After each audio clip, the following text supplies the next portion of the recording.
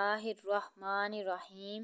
اے اللہ، آسمانوں اور زمین کے پیدا کرنے والے، چھپے اور کھلے کے جاننے والے، تیرے سوا کوئی معبود نہیں۔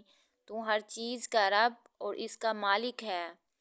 میں تیری پناہ لیتی ہوں اپنے نفس کے شر سے اور شیطان کے شر سے اور اس کے شرک کے شر سے، اور یہ کہ میں اپنی جان کو کسی برائی میں ملوث کروں یا کسی دوسرے مسلمان کو اس کی طرف مائل کروں۔ السلام علیکم dear friends, welcome to my YouTube channel the tree of اسلام۔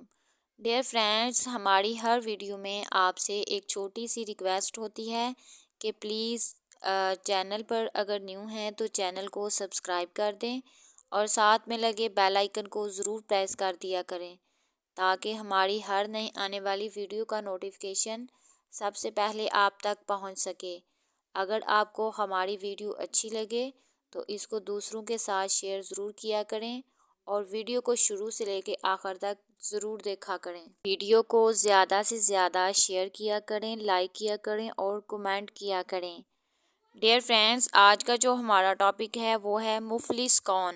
حضرت ابو ہریرہ رضی اللہ تعالیٰ عنہ سے روایت ہے کہ نبی کریم صلی اللہ علیہ وآلہ وسلم نے فرمایا کہ تم لوگ جانتے ہو مفلس کون ہے؟ صحابہ اکرام رضی اللہ تعالیٰ عنہ نے عرض کیا، یا رسول اللہ، ہم میں مفلس وہ ہے جس کے پاس مال و متاع نہ ہو۔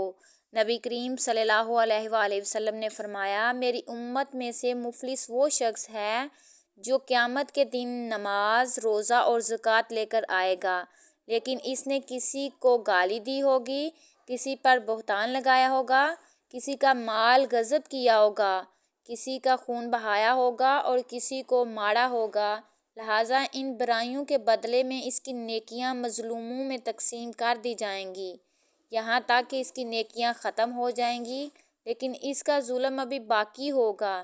گناہ گاروں کے گناہوں کا بوجھ اس پر لاد دیا جائے گا اور پھر جہنم میں دھکیل دیا جائے گا۔ آخر میں ہماری اللہ پاک سے دعا ہے کہ یا رب کریم، ہمیں ہر شر سے، گناہ سے، آنے والی آفات سے اور شیطان کے وسوسوں سے اپنے حفظ و ایمان میں رکھ، ہمیں عافیت و سلامتی عطا فرما اور ہماری حاجات کو غیبی مدد سے پوری فرما، آمین۔ پاک پروردگار، اس پاک مہینے کے صدقے ہم سے راضی ہو جا، ہماری توبہ قبول فرما اور ہم سب کے ایمان، جان، مال، عزت و آبرو کی حفاظت فرما، آمین۔ یا اللہ پاک، ہم سب کو اپنی ناراضگی، زمینی اور آسمانی عذاب سے محفوظ فرما، آمین یا رب العالمین۔ اللہ پاک، ہم تیری پناہ لیتے ہیں ہر اس برائی سے جو ہم نے کی۔